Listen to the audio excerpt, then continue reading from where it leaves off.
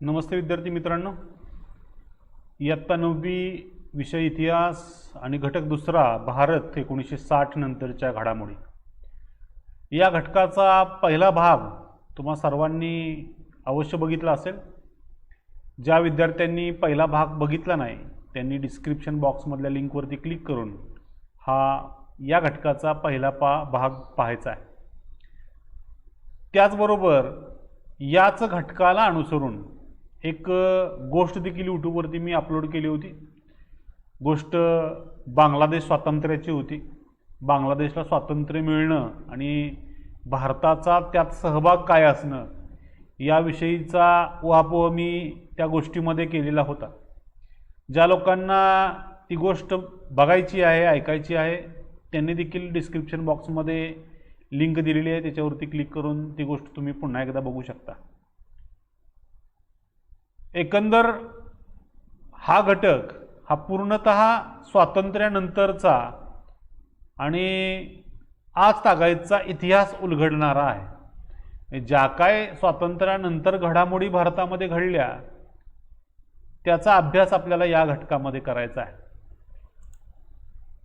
त्याच पद्धतीनं आपण पहिल्या घटकामध्ये दशकांच्या अनुसरून कोणकोणत्या घटना घडल्या त्या आपण बघितल्या। त्यामध्ये 1960चं दशक आपण बघितलं होतं। 1960च्या दशकामध्ये चीन भारत युद्ध असेल, भारत पाकिस्तान युद्ध असेल। त्यानंतर या दशकामध्ये 3 प्रधानमंत्री भारताला बघायला मिळाले, पंडित नेहरू, नंतर लाल बहादूर शास्त्री आणि नंतर इंदिरा गांधी। अशा पद्धतीचं हे संघर्षमय दशक भारतानं अनुभवलेलं आहे आणि तुम्ही देखील भाग 1 मध्ये ते अनुभवलेलं आहे किंवा तुम्हाला त्याचा इतिहास कळालेला आहे। ॲक्च्युली इतिहास जाणून घेण्यामुळं लोकांमध्ये राष्ट्रवादाची निर्मिती होते, तुम्हासारख्या पिढीमध्ये राष्ट्रवादाची निर्मिती होते। राष्ट्रप्रेम जागृत करणं हा त्या पाठीमागचा एक उद्देश आहे। तुम्ही भविष्यामध्ये भावी नागरिक म्हणून भावी पिढी म्हणून तुमच्याकडे पाहिलं जातं आणि तुमच्यामध्ये हा गुण असणं अत्यंत महत्त्वाचं आहे। ज्यावेळेस तुम्ही राजकारणामध्ये याल, अधिकारी म्हणून वेगवेगळ्या पदांवरती काम कराल किंवा शेतकरी असाल, व्यावसायिक असाल, उद्योजक असाल, हे सगळं करीत असताना भारत आणि भारताचा विकास किंवा भारताच्या विकासामध्ये माझं योगदान हे लक्षात येण्यासाठी हा जो गुण आहे तो तुमच्यामध्ये रुजवण्यासाठी हा पाठीमागं घडलेला इतिहास तुम्हाला जाणून घेणं गरजेचं आहे। भारताच्या विकासासाठी आज तागायत कोणते प्रयत्न केले गेले, त्यामध्ये अडचणी किती आल्या, संघर्ष किती करावा लागला, हे आपल्याला या घटकात जाणून घ्यायचं आहे आणि त्याची जाणीव आपल्या मनामध्ये करून ठेवायची आहे। तर असं हे 1961 पासून ते 1970 पर्यंतच्या घडामोडी आपण बघितल्या होत्या। 60चं दशक आपण त्याला म्हणूया, 60चं दशक आपण बघितलं। आता आपल्याला 1970चं दशक बघायचं आहे, पाहायचं आहे। या 70च्या दशकाची सुरुवातच भारत पाकिस्तानच्या युद्धानं झाली होती आणि बांगलादेशची निर्मिती झाली होती। त्याची गोष्ट मी यूट्यूबवरती अपलोड केलेली आहे, पहा ती। आता त्या युद्धाविषयी तुम्हाला मी वेगळी काय माहिती आता सांगत नाहीये, पण या युद्धानंतर भारताने एक अतिशय महत्त्वाचं पाऊल उचललं, ते म्हणजे अणुऊर्जेच्या धोरणाचं। कशाचं? अणुऊर्जेच्या धोरणाचं।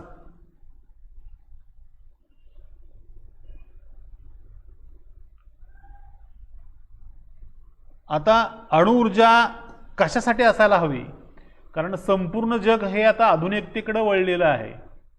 वास्तविक पाहता 200-300 वर्ष होऊन गेली आधुनिक कालखंड सुरू होऊन। ब्रिटिश भारतामध्ये येण्यापासून अगदी औद्योगिक क्रांतीपासूनच आधुनिक युग चालू झालं असं काय म्हणता येईल। अगदी युरोपमध्ये ते आधुनिक युग सुरुवातीला सुरू झालं होतं, नंतर इंग्रजांबरोबर ते भारतामध्ये आलं। परंतु आता तर पूर्णतः टेक्नॉलॉजी तंत्रज्ञानामध्ये खूप मोठ्या प्रमाणावरती विकास झालेला आहे। मग या सगळ्यासाठी ऊर्जेची गरज असते। ही ऊर्जेची भूक भारताची वाढत चालली होती आणि ऊर्जेची गरज भारताला पूर्ण करायची होती। म्हणून अणुऊर्जेमध्ये भारताचा सहभाग असणं, भारतामध्ये अणुऊर्जेचे प्रकल्प असणं महत्त्वाचं होतं. मग या धोरणाचाच एक भाग आणि याच ऊर्जेचा संरक्षणासाठी एक भाग म्हणून या दोन्ही बाबींकडे बघणं भारताला महत्त्वाचं होतं. आता अणुऊर्जा म्हटलं की सुरुवातीला तुमच्या लक्षात येईल अणुबॉम्ब. लोकांना हेच माहिती असतं, म्हणजे वाईट गोष्टी पटकन लोकांच्या नजरेमध्ये पडतात किंवा मानवानंच चांगल्या गोष्टीचा, एखाद्या शोधाचा वापर चांगल्यासाठी पण केला आणि वाईट गोष्टीसाठी पण केला. आता त्या वाईट गोष्टीला संरक्षण असं नाव दिलं. उदाहरणार्थ 1945मध्ये अमेरिकेनं पहिल्यांदा जगामध्ये अणुबॉम्बचा वापर केला, म्हणजे अणुऊर्जेचाच वापर करून अणुबॉम्ब तयार केला आणि ते अणुबॉम्ब जपानच्या 2 शहरांवरती, हिरोशिमा नागासाकी या शहरांवरती टाकण्यात आले होते. हे किती महाविध्वंसक अणुबॉम्ब होते संपूर्ण जगाला माहिती आहे.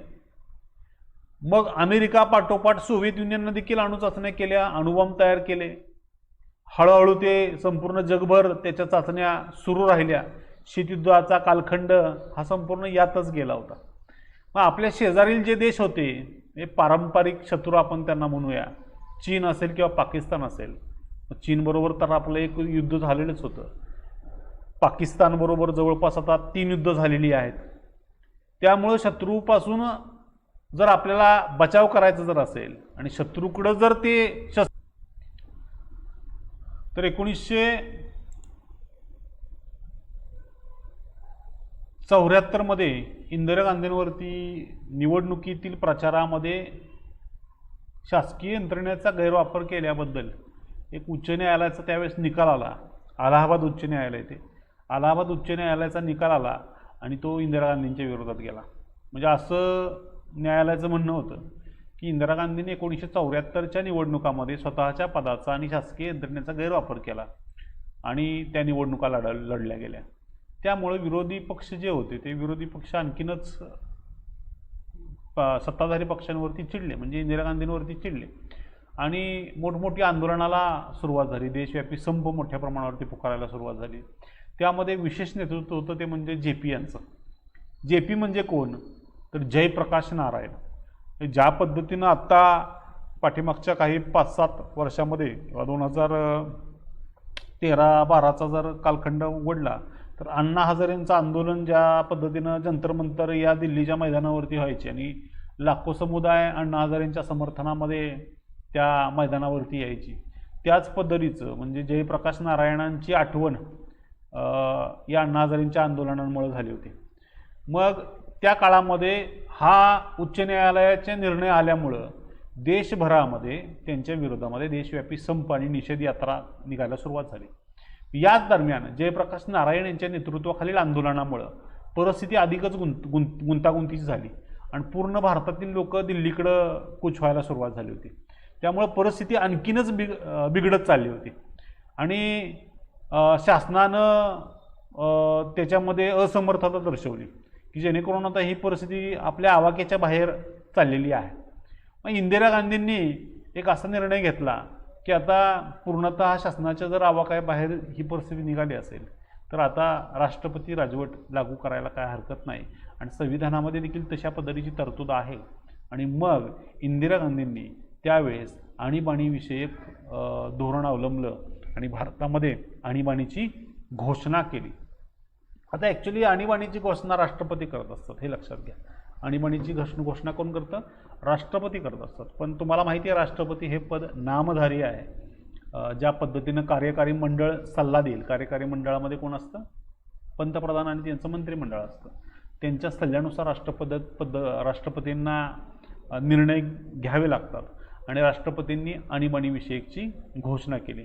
मग आणीबाणीच्या काळामध्ये पूर्णतः नागरिकांचे मूलभूत हक्क स्थगित करण्यात आले.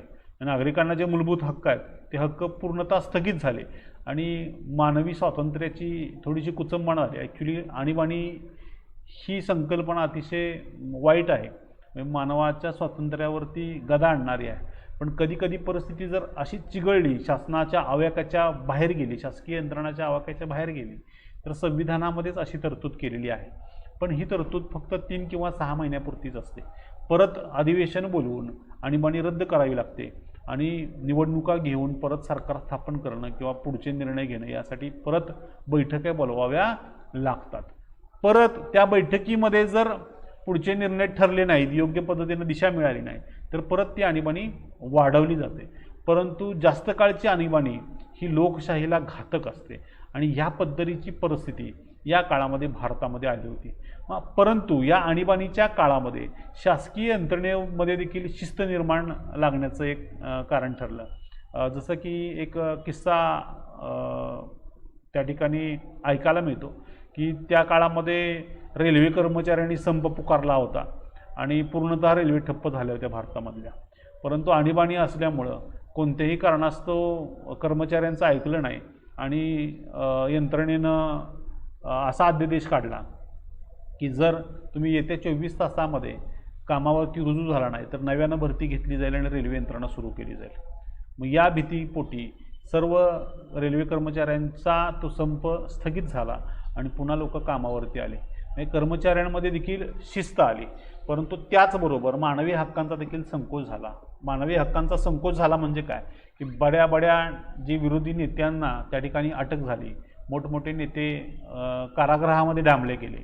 म्हणून इथं म्हटलं की मोठ्या प्रमाणावरती मूलभूत हक्क माणसाचे स्थगित झाले. परंतु आणीबाणीमुळे भारतीय प्रशासन व्यवस्थेमध्ये शिस्त आली, हा देखील एक बाजू बघणं गरजेचं आहे. परंतु त्याचबरोबर मानवी हक्कांचा संकोच झाला आणि राष्ट्रीय आणीबाणीचा हा काळ 1975 पासून 1977 पर्यंत राहिला आणि त्यानंतर सार्वत्रिक निवडणुका घेण्यात आल्या, परत निवडणुका लागल्या. परंतु हा जवळपास 2-3 वर्षाचा कालखंड आणीबाणीचा राहिला होता.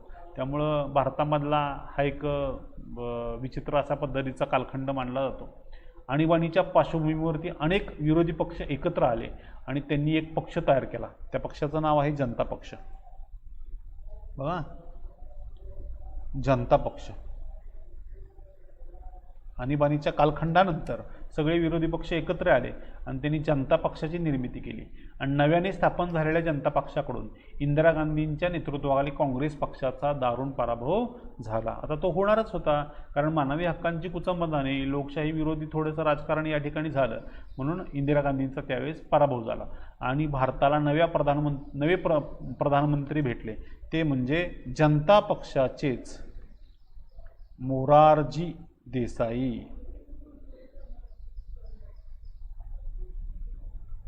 मोरारजी देसाई हे भारताला नवीन प्रधानमंत्री त्या ठिकाणी लाभले होते. त्यानंतर मोरारजी देसाई यांचा कालखंड अत्यंत अल्प मानला जातो, का तर त्यांच्या नेतृत्वाखाली जनता पक्षाचं सरकार फार काळ टिकलं नाही. तुम्हाला याच्यावरती प्रश्न देखील विचारला जाईल सहकारणामध्ये की मोरारजी देसाई यांच्या नेतृत्वाखालचं जनता पक्षाचं सरकार अल्प काळ टिकले. का टिकले तर मोरारजी देसाई हे अनेक विरोधी पक्ष एकत्र येऊन त्यांनी जो पक्ष स्थापन केला होता जनता पक्ष, त्या जनता पक्षाचे प्रधानमंत्री होते. मग हे वेगवेगळ्या पक्षातील लोक, म्हणजे जसं की पक्ष स्थापन करतानाच एका विचारधारेची लोक ज्या गटामध्ये जातात त्यावेळेस तो पक्ष तयार होतो. वेगवेगळे पक्ष आहेत म्हणल्यावर वेगवेगळ्या लोकांमध्ये मतभेद असणार, वेगवेगळे प्रत्येकाच्या पक्षांचे अजेंडे असणार. त्यामुळं आपापसातील मतभेद टोकाला गेले आणि मोरारजींचं सरकार त्या ठिकाणी तत्कालीन सदस्यांनी, लोकसभा सदस्यांनी पाडलं आणि मोरारजी देसाई यांचं सरकार पडलं. परंतु त्यानंतर नवीन प्रधानमंत्री झाले, ते म्हणजे चरण सिंग. मोरारजी देसाई यांच्यानंतर कोण आलं? चरण सिंग किंवा चरण सिंह म्हटलं तरी चालेल. चरण सिंह हे पुढचे प्रधानमंत्री झाले. परंतु यांचं सरकार देखील फार काळ टिकलं नाही. का टिकलं नाही? कारण हे देखील याच पक्षांच्या पुढाकारानं आलेले आणि परत एकदा त्यांच्यावरती अविश्वासाचा ठराव आणला, कारण आपापसामध्ये मतभेद होते आणि ते फार काळ त्यांचं सरकार टिकलं नाही. 1980 पुन्हा निवडणुका झाल्या आणि श्रीमती इंदिरा गांधी यांच्या नेतृत्वाखाली काँग्रेस पक्ष पुन्हा सत्तेवरती आला आणि पुन्हा एकदा इंदिरा गांधी प्रधानमंत्री बनल्या. इंदिरा गांधी काय म्हणल्या? प्रधानमंत्री बनल्या. आता अशा पद्धतीचं हे 1970चं दशक अत्यंत वेगवेगळ्या वळणावरती राजकारणाला नेणार होतं. आता आपल्याला पुढचं दशक बघायचं आहे, ते म्हणजे 1980चं दशक. 1980चं दशक. आता 1980च्या दशकामध्ये कोणकोणत्या घडामोडी घडल्यात ते आपल्याला बघणं गरजेचं आहे. 1980चं दशक. या 1980च्या दशकामध्ये भारतीय राजकीय व्यवस्थेला अनेक नव्या आव्हानांना सामोरं झालं. ॲक्च्युली प्रत्येक दशकामध्ये नवनवीन आव्हानं आहेत. मग यातूनच आपल्याला शिकायचं आहे की आव्हानं ही आपल्यापुढं कायम येणारी असतात आणि त्या आव्हानांना सामोरं हे जावंच लागतं. फक्त योग्य शक्तीनिशी, योग्य बुद्धीचा वापर करून किंवा योग्य आपल्या कार्यशक्तीचा वापर करून त्या आव्हानांना बाजूला सारून आपल्याला स्वतःची प्रगती साधायची आहे. म्हणजेच देशाची देखील प्रगती त्यातनं होत असते. म्हणून हा जो आपण भूतकाळ बघतोय तो आव्हानाचाच भूतकाळ आहे. ॲक्च्युली इतिहासच खऱ्या अर्थानं आव्हानाचा असतो. कशा पद्धतीने आपले पूर्वजांनी संघर्ष केला आणि त्या संघर्षातनं बाहेर येऊन आपली प्रगती केली हे बघत असताना आपल्याला देखील त्यांच्या पावलावरती पावलं टाकून पुढं आपल्याला प्रगती आपली साधायची आहे. 1980चं दशक देखील वेगवेगळ्या आव्हानांना सामोरं जाणार आहे. मग आता ह्यात आव्हानं काय होती तर शिखांनी पंजाबमध्ये स्वतंत्र खलिस्तान राज्याची मागणी करण्यासाठी आंदोलन सुरू केलं होतं. जसं पाकिस्तान वेगळं निर्माण झालं तर तसं शिखांना वाटत होतं की पंजाब आपलं वेगळं व्हावं आणि पंजाबचा जो प्रांत आहे तो स्वतंत्र खलिस्तान म्हणून निर्माण व्हावं. आता या ठिकाणी पंजाबी पूर्ण लोकांचं समर्थन याला नव्हतं. काही लोकांची फूस असल्यामुळं आणि पाकिस्तानची फूस असल्यामुळं काही फुटीर नेते, पंजाबमधले फुटीर नेते यांनी ही चळवळ सुरू केली होती आणि मग स्वतंत्र खलिस्तानवादी चळवळ या ठिकाणी सुरू झाली आणि हे आंदोलन या दशकामध्ये अतिशय उग्र स्वरूप धारण केलं होतं. आता ॲक्च्युली ह्या आंदोलनाची सुरुवात 70च्या दशकामध्येच झाली होती, पण 1980च्या दशकामध्ये अशा काही घटना घडल्या की आपल्याला भारताच्या प्रधानमंत्र्यांना मुकावं लागलं. म्हणजे भारतीय प्रधानमंत्र्यांची हत्या या दशकामध्ये बघायला मिळाली. अत्यंत वाईट गोष्ट आपल्याला या ठिकाणी बघायला मिळाली. ती कशी तर पुढच्या घटनेत तुम्हाला ती जाणून येईल. मग हे जे शिखांनी किंवा स्वतंत्र खलिस्तान राज्याची मागणी काही फुटीरवादी लोकांनी केली होती आणि हे आंदोलन खूप उग्र स्वरूप धारण करायला लागलेलं होतं. मग या आंदोलनाला पाकिस्तानचा पाठिंबा होता आणि साल उजाडलं 1984चं. 1984मध्ये अमृतसर या ठिकाणी शिखांचं जे पवित्र मंदिर होतं, सुवर्ण मंदिर, या सुवर्ण मंदिरामध्ये असंख्य फुटीरवाद्यांनी किंवा आतंकवादी, अतिरेकी म्हणूया आपण त्यांना, अतिरेक्यांनी या मंदिरामध्ये आश्रय घेतला. पाकिस्ताननं या अतिरेक्यांना मोठ्या प्रमाणावरती शस्त्रास्त्र त्या ठिकाणी पुरवलेली होती. ॲक्च्युली मोठमोठ्या प्रमाणावरती बंकर या मंदिरामध्ये निर्माण केली होती. गुप्तचर विभागाला याची माहिती मिळाली. गुप्तचर विभागानं ही माहिती प्रधानमंत्र्यांना दिली. प्रधानमंत्र्यांना देखील आता वाटायला लागलं की आता ही परिस्थिती हाताबाहेर जायला लागली आणि मोठ्या प्रमाणावरती आता युद्धसुद्धा होऊ शकतं. म्हणजे युद्ध करण्या इतपतचा दारुगोळा, म्हणजे अगदी तोफखान्यासकट एवढ्या सगळा मोठ्या प्रमाणावरती दारुगोळा, एवढी मोठी शस्त्रास्त्र सुवर्ण मंदिरामध्ये नेऊन ठेवलेली होती. बंकर निर्माण केली होती. तर बंकर युद्धकाळामध्येच तयार केले जातात. अशा पद्धतीची परिस्थिती निर्माण झाल्यामुळं आता देशाच्या अखंडत्वाला धोका निर्माण झालेला आहे. ही परिस्थिती जाणून इंदिरा गांधींनी एक मोठं पाऊल उचललं की आता या सुवर्ण मंदिरातल्या अतिरेक्यांवरती कारवाई करायलाच पाहिजे आणि मग कारवाईला सुरुवात झाली. आता ही देखील एक मोठ्या प्रमाणावरती गोष्ट आहे. ती गोष्ट देखील बांगलादेश स्वातंत्र्याची जी गोष्ट तुम्हाला सांगितली त्या पद्धतीची तुम्हाला ही गोष्ट काही दिवसांमध्ये यूट्यूबवरती मी अपलोड करेन की कशा पद्धतीनं त्या अतिरेक्यांचा पराभव भारतीय पराक्रमी लष्कराने केला, त्याची गोष्ट तुम्हाला यूट्यूबवरती लवकरच मिळेल. मग थोडक्यात तुम्हाला इथं सांगतो की त्या सुवर्ण मंदिरामध्ये लपलेल्या अतिरेक्यांवरती भारतीय लष्करानं कारवाई केली आणि त्या अतिरेक्यांचा पूर्णपणे नायनाट केला. परंतु शिखांना ही गोष्ट आवडली नाही, कारण सुवर्ण मंदिरामध्ये रक्तपात झाला होता आणि ही गोष्ट न आवडल्यामुळं इंदिरा गांधींना देखील स्वतःच्या जीवाला धोका होता. आपल्या भारतीय गुप्तचर विभागानं इंदिरा गांधींना सूचना देखील केली होती की तुमचे जे 2 अंगरक्षक आहेत ते अंगरक्षक शीख आहेत आणि त्यामुळं त्यांच्यापासून तुम्हाला तुमच्या जीवाला धोका निर्माण होऊ शकतो, तुम्ही तुमचे अंगरक्षक बदला. परंतु इंदिरा गांधींनी असं सांगितलं की हे अंगरक्षक माझे खूप काळापासून आहेत आणि माझा त्यांच्यावरती पूर्ण विश्वास आहे.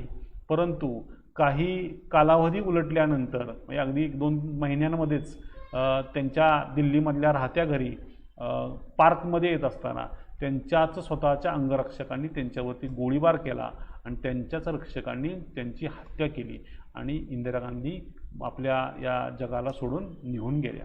याच कालखंडामध्ये खूप मोठ्या प्रमाणावरती दंगली देखील भडकलेल्या होत्या. म्हणजे खऱ्या अर्थानं आव्हानात्मक हे दशक मानावं लागेल. आणि मग त्या दंगली निस्तरण्याचं किंवा त्यांना शांत करण्याचं काम पुढच्या प्रधानमंत्र्यांना करावं लागलं. प्रधानमंत्री कोण पुढच्या काळामध्ये झाले तर इंदिरा गांधींचाच धाकटा मुलगा राजीव गांधी. आता इंदिरा गांधींचा मोठा मुलगा संजय गांधी हे होते, परंतु संजय गांधींचा अगोदरच 5-6 वर्षापूर्वी विमान अपघातामध्ये मृत्यू झालेला होता. त्यामुळं पुढचं नेतृत्व कोणाला द्यायचं तर राजीव गांधी यांना द्यायचं. तर राजीव गांधी हे व्यवसायानं पायलट होते, एअर इंडियामध्ये ते नोकरीला होते पायलट म्हणून. परंतु राजकारणामध्ये अस्थिरता निर्माण होऊ नये म्हणून सगळी काँग्रेसची सूत्रं राजीव गांधी यांच्या हाती देण्याचं ठरलं आणि रातोरात राजीव गांधी यांना प्रधानमंत्री पदावरती बसवलं. पण राजीव गांधी प्रधानमंत्री झाल्यानंतर त्यांना देखील वेगवेगळ्या आव्हानांना सामोरं जावं लागलं.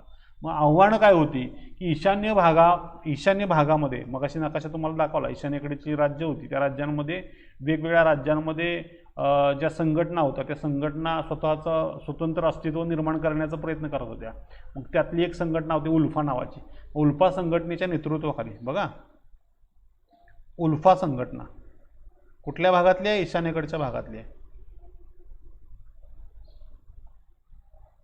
उल्फा संघटना, या उल्फा संघटनेच्या नेतृत्वाखाली एक मोठं आंदोलन या काळामध्ये निर्माण झालं होतं. 1984 मध्ये राजीव गांधी यांनी प्रधानमंत्री म्हणून सूत्र हाती घेतल्यानंतर या संघटनेशी शांततेचे करार किंवा शांततामय चर्चा करण्यामध्ये राजीव गांधींना देखील यश आलं आणि काही राज्यांचा समावेश देखील त्या यांच्या कारकिर्दीमध्ये भारतामध्ये झाला. जसं सिक्कीम राज्याला पूर्ण राज्याचा दर्जा भारतामध्ये मिळाला इंदिरा गांधींच्या काळात, तसंच राजीव गांधींच्या काळात देखील ईशान्येकडील राज्यांचा समावेश भारतामध्ये राज्य म्हणून झालेला होता. प्रांत ते अगोदर भारताचे होतेच, राज्य म्हणून त्यांना दर्जा राजीव गांधींच्या काळामध्ये त्या ठिकाणी मिळाला होता. त्याचबरोबर राजीव गांधींच्या हातामध्ये सूत्र आल्यानंतर अर्थव्यवस्थेमध्ये आणि विज्ञान तंत्रज्ञानाच्या क्षेत्रामध्ये राजीव गांधींनी अनेक सुधारणा केल्या. आता युवा नेतृत्व भारताला लाभलेलं होतं, त्यामुळे विज्ञान तंत्रज्ञानामध्ये जास्त भर देण्यावरती राजीव गांधींनी कामकाज केलं होतं. त्याचबरोबर असं मानलं जातं की भारतामध्ये संगणक युग जे आणलं ते राजीव गांधींनीच आणलेलं होतं. त्यांनी स्वतः वापरलेला लॅपटॉप दिल्लीला एक संग्रहालय आहे, त्या संग्रहालयामध्ये तुम्हाला बघायला मिळेल. त्या काळातला लॅपटॉप 80च्या दशकातला लॅपटॉप राजीव गांधींनी वापरलेला. त्यांना संगणकाची आवड, संगणकाचं महत्त्व त्यांना माहिती होतं, म्हणून भारतामध्ये लोकांचा विरोध असताना त्यांनी संगणक आणला. आता लोकांचा विरोध का म्हणतोय मी, एखादी नवीन गोष्ट आली की लोकांचा विरोध त्या ठिकाणी येतच असतो. का येत असतो तर त्याच्यापासून आपल्याला भविष्यामध्ये भीती तर नाही ना. मग अशा पद्धतीची भीती संगणकाबाबत देखील होती. लोकांना असं वाटलं की मग आपला रोजगार जाईल, माणसाची जागा कम्प्युटर घेईल आणि मग आपण बेरोजगार होऊ. त्यामुळं हा जरी विरोध असला तात्पुरता, तरी लोकांनी नंतर या संगणकाला ॲक्सेप्टच केलेला आहे. मी ह्या संगणकीय भारतामध्ये युगाची सुरुवात राजीव गांधींनी केलेली होती. त्यानंतर एक नवीन प्रश्न निर्माण झाला आपल्या दक्षिणेकडच्या असणाऱ्या देशामध्ये. तो देश म्हणजे श्रीलंका. बघा, श्रीलंका. आता श्रीलंकेमध्ये प्रश्न निर्माण काय झाला तर श्रीलंकेमध्ये आपल्या भारतातल्या तमिळनाडूमधील तमिळ लोक मोठ्या संख्येनं त्या ठिकाणी राहत होते. कुठले लोक राहत होते? तमिळ लोक. मग तमिळ लोकांचा प्रश्न श्रीलंकेमध्ये निर्माण झाला होता. म्हणजे काय की तमिळ लोकांना स्वतःची भाषा, स्वतःची संस्कृती त्या ठिकाणी वाचवायची होती. परंतु श्रीलंकेच्या काही हट्टामुळं त्यांना सिंहली भाषा, श्रीलंकेची तत्कालीन भाषा किंवा आजची भाषा जी आहे सिंहली, त्या सिंहली भाषेचं मोठ्या प्रमाणावरती अतिक्रमण होते असं या तमिळ लोकांना वाटत होतं. त्यामुळं तमिळ समुदायानं मोठ्या प्रमाणावरती श्रीलंकेमध्ये उद्रेक करायला सुरुवात केली होती आणि मग तमिळ लोकांची एक उग्रवादी संघटना देखील त्या ठिकाणी निर्माण झाली होती. त्याला LTTE असं म्हणतात. LTTE असं म्हणतात. मग या संघटनेनं मोठ्या प्रमाणावरती श्रीलंकेमध्ये उद्रेक करायला सुरुवात केली होती. मग श्रीलंकेमध्ये शांतता निर्माण व्हावी म्हणून श्रीलंकेच्या या राजकारणामध्ये राजीव गांधींनी पुढाकार घ्यायला सुरुवात केली आणि श्रीलंकेमध्ये भारताची शांती सेना त्या ठिकाणी पाठवलेली होती. मग तमिळ समुदायाला देशांतर्गत स्वायत्ता देऊन एकसंघ श्रीलंकेच्या कल्पनेला राजीव गांधी यांनी पाठिंबा दिला होता. परंतु त्यांचा या संदर्भातील प्रयत्नांना यश आलं नाही आणि पुढं अहिंसेच्या मार्गातून मोठ्या प्रमाणावरती श्रीलंकेमध्ये उद्रेक झाला आणि तमिळ लोकांना ह्या गोष्टी मोठ्या प्रमाणावरती खटकल्या की आमच्या या वैयक्तिक प्रश्नांमध्ये, श्रीलंकेच्या प्रश्नामध्ये राजीव गांधींना हस्तक्षेप करण्याचा काय अधिकार, आणि या मोठ्या प्रकरणांमध्ये, या लष्करी कारवायांमध्ये मोठ्या प्रमाणावरती तमिळ लोकांच्या हत्या करण्यात आलेल्या होत्या. आता तो पूर्णतः ते प्रकरण चिघळलं गेलं होतं. ॲक्च्युली राजीव गांधींना शांतता प्रस्थापित करायची होती, परंतु प्रकरण भलत्याचं मार्गाला लागलं आणि प्रकरण चिघळलं. आता ही देखील गोष्ट खूप मोठी आणि डीपमध्ये आहे, ती समजून घेण्याचा भाग तो वेगळा आहे, पण आपल्याला थोडक्यात ह्या गोष्टी जाणून घ्यायच्या आहेत. मग हे प्रकरण चिघळल्यामुळं सगळा जो ब्लेम आला तो राजीव गांधींवरती आला, आणि मग पुढच्या कालखंडामध्ये राजीव गांधींची याच संघटनेकडून हत्या करण्यात आलेली होती. आणि राजीव गांधी देखील आपल्या या जगाचा निरोप त्यांना घ्यावा लागला त्यानंतर. परंतु राजीव गांधींबाबत जर सांगायचं झालं तर एक युवा नेतृत्व आणि विज्ञान तंत्रज्ञानाची कास, आर्थिक भरभराटी आणण्याचा प्रयत्न राजीव गांधींनी केलेला होता. त्यांना देखील एका निवडणुकांमध्ये पराभवाला सामोरं जावं लागलं, कारण त्यांच्यावरती भ्रष्टाचाराचे आरोप झाले असं मानलं जातं, आणि काँग्रेस पक्षाचा पराभव राजीव गांधीच्या काळात देखील झालेला होता. यानंतर विविध पक्ष एकत्र येऊन जनता दलाचं विश्वनाथ प्रताप सिंग हे भारताचे प्रधानमंत्री बनले राजीव गांधी असतानाच. इतर मागासवर्गीयांसाठीचं आरक्षण असेल, या आरक्षणाच्या धोरणामध्ये या विश्वनाथ प्रताप सिंग यांचं योगदान देखील मोठ्या प्रमाणावरती मानलं जातं. परंतु पक्षातील अंतर्गत वादविवादांमुळं हे देखील जास्त काळ पदावरती राहू शकले नाहीत, आणि 1990मध्ये चंद्रशेखर भारताचे नवे प्रधानमंत्री झाले. कोण झाले? चंद्रशेखर हे भारताचे नवे प्रधानमंत्री झाले. पुन्हा एकदा दोन प्रधानमंत्र्यांची मी नावं या ठिकाणी टाकतो. पहिलं नाव होतं, पहिल्यांदाच राजीव गांधी असतानाच्या काँग्रेसचा पराभव करून चंद्रशेखर 1990मध्ये विश्वनाथ प्रताप सिंग हे भारताचे प्रधानमंत्री झाले. विश्वनाथ प्रताप सिंग, आणि यांनी योगदान मोठ्या प्रमाणात कशावर दिलं होतं? मागासवर्गीयांचं आरक्षण. हे लक्षात घ्यायचे मुद्दे.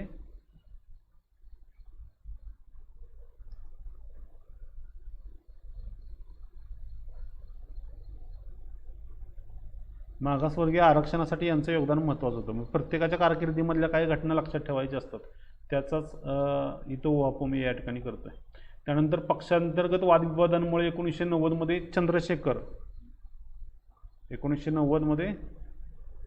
चंद्रशेखर हे प्रधानमंत्री बनले. चंद्रशेखर प्रधानमंत्री बनल्यानंतर त्यांचंही सरकार अल्पकाळ टिकलं, परंतु 1991मध्ये पुन्हा एकदा निवडणुका लागल्या. 1991मध्ये पुन्हा निवडणुका लागल्या, आणि निवडणुकीच्या प्रचारासाठी राजीव गांधी दक्षिणेमध्ये गेले होते.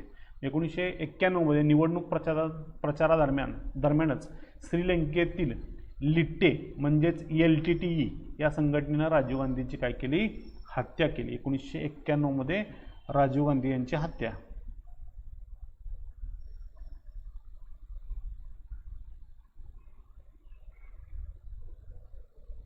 राजीव गांधी यांची हत्या कोणी केली? LTTE या संघटनेने केली. आता LTTE या संघटनेला लिट्टे देखील असं म्हटलं जातं.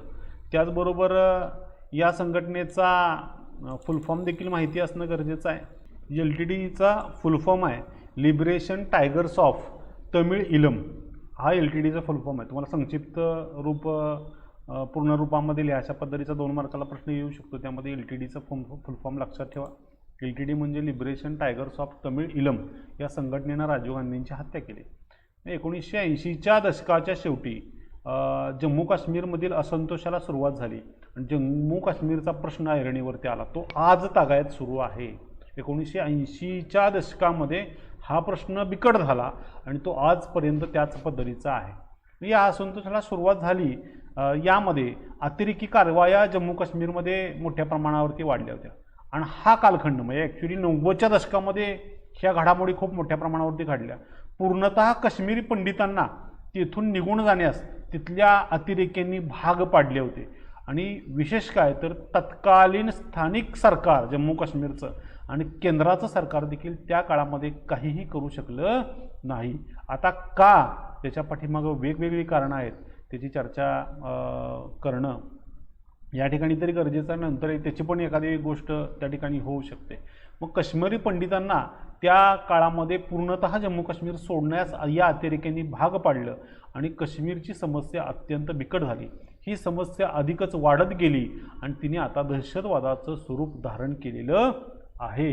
अशा पद्धतीचं हे 1990चं दशक अत्यंत बिकट राजकारणाचं आणि वेगवेगळ्या घडामोडींचं झालेलं आपल्याला या ठिकाणी दिसून येते.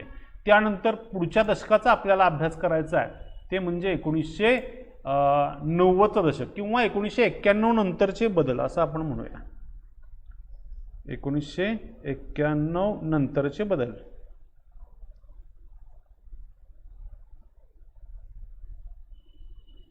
नंतरचे बदल.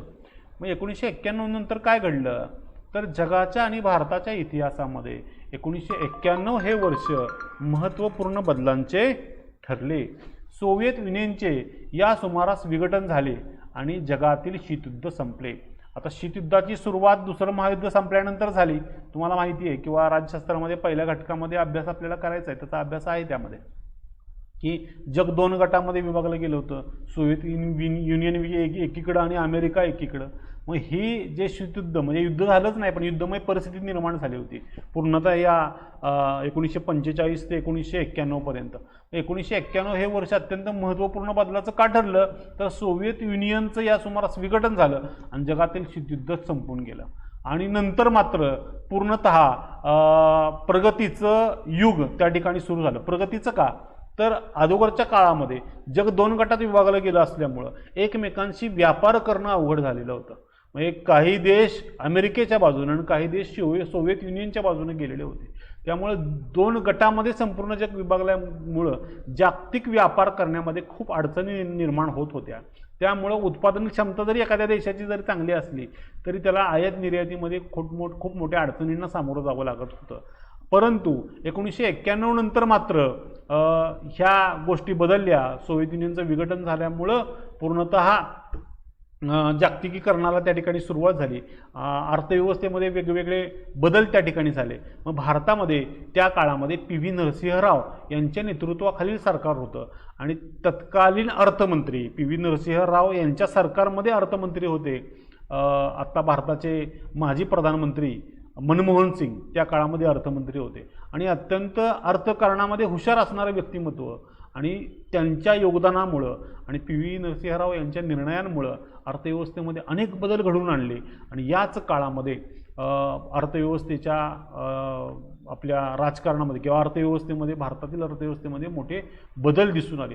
बदल दिसून आले म्हणजे काय की जगभरातल्या कंपन्या भारतामध्ये आल्या, भारतामध्ये गुंतवणूक वाढली, रोजगार वाढला, भारतामधला जो परकीय निवेश आहे तो निवेश त्या ठिकाणी मोठ्या प्रमाणावरती वाढला आणि भारतीय अर्थव्यवस्था चढत्या क्रमाला लागली आणि ही अर्थव्यवस्था चढत्या प्रकारची झाली. म्हणजे अर्थव्यवस्थेनं भारताच्या झेप घेतली.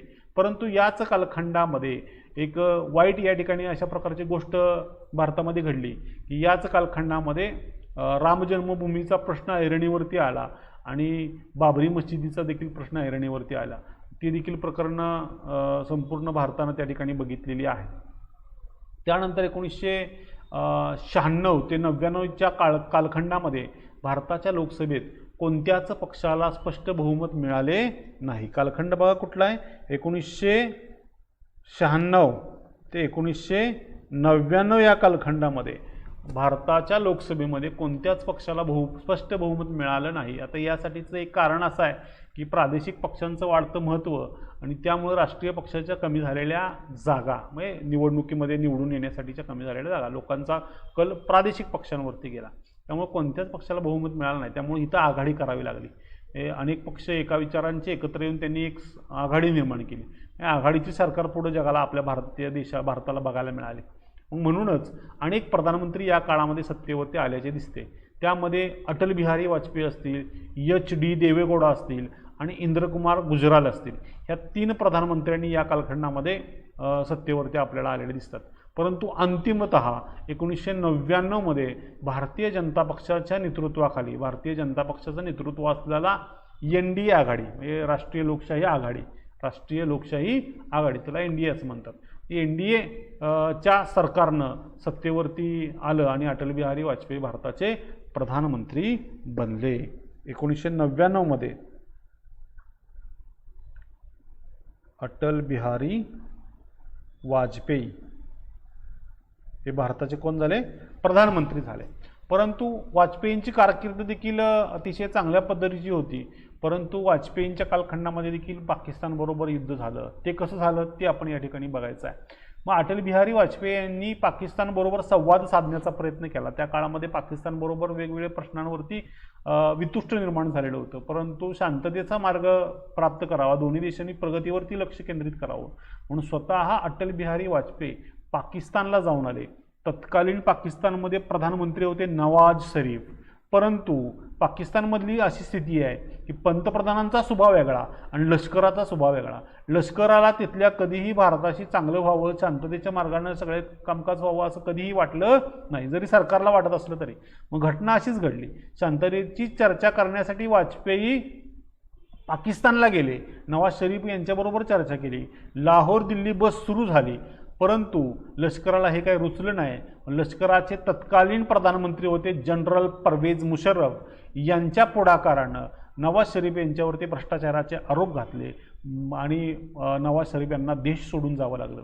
परंतु नंतर पूर्णतः सत्ता नवाज शरीफ यांनी स्वतःच्या ताब्यामध्ये घेतली आणि नवाज शरीफ स्वतः पाकिस्तानचे राष्ट्राध्यक्ष बनले। परंतु नंतरच्या कालखंडामध्ये इकडं पाकिस्तानचे राष्ट्रपती नवाज शरीफ झाले म्हणून भारताचा धोका पाकिस्तानपासून आणखीनच वाढत गेला, कारण स्वतः एक लष्कर प्रमुख पाकिस्तानचा राष्ट्रपती बनतो म्हणजे नक्कीच भारतावरती आता पुढच्या काळामध्ये मोठं संकट निर्माण होऊ शकतं।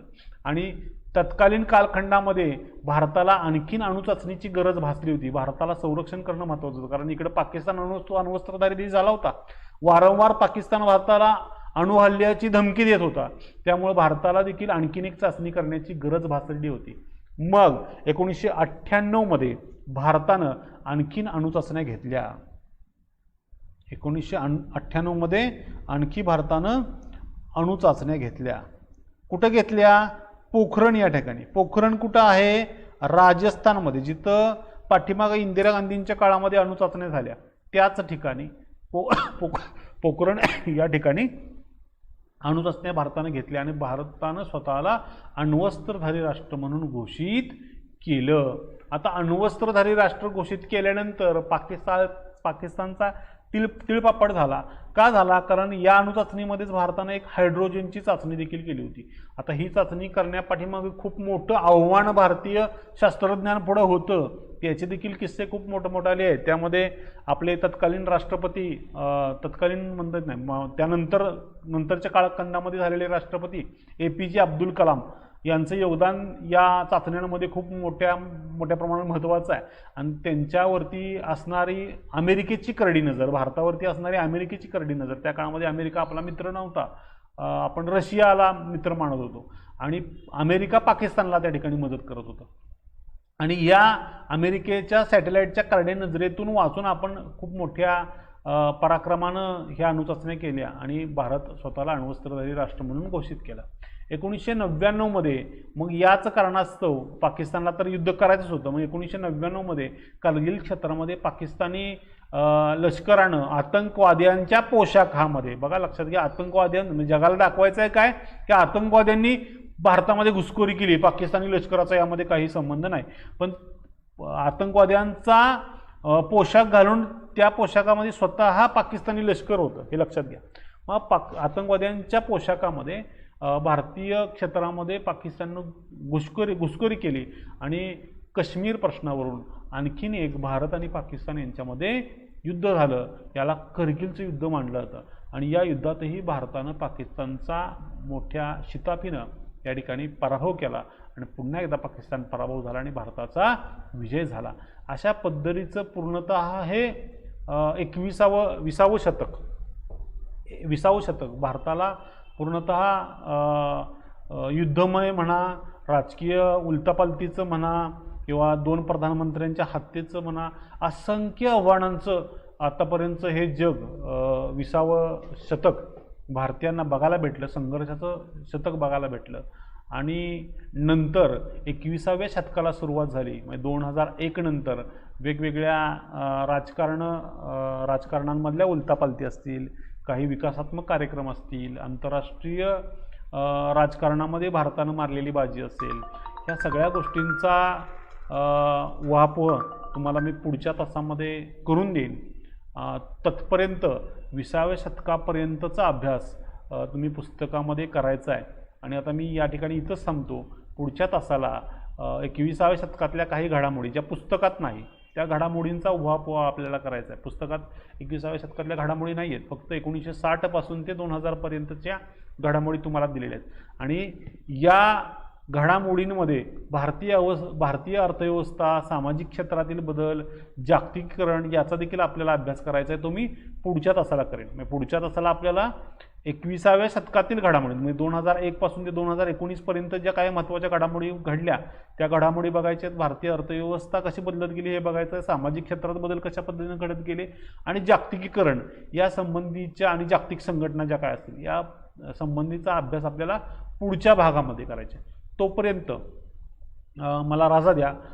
जर या घटकासंबंधी आणखीन काही शंका असतील, समस्या असतील तर मला प्रत्यक्ष फोनद्वारे, व्हॉट्सअपद्वारे कळवा. तुमच्या शंकेचं नक्कीच निरसन करेन. तोपर्यंत मला राजा द्या. धन्यवाद. जय हिंद, जय महाराष्ट्र.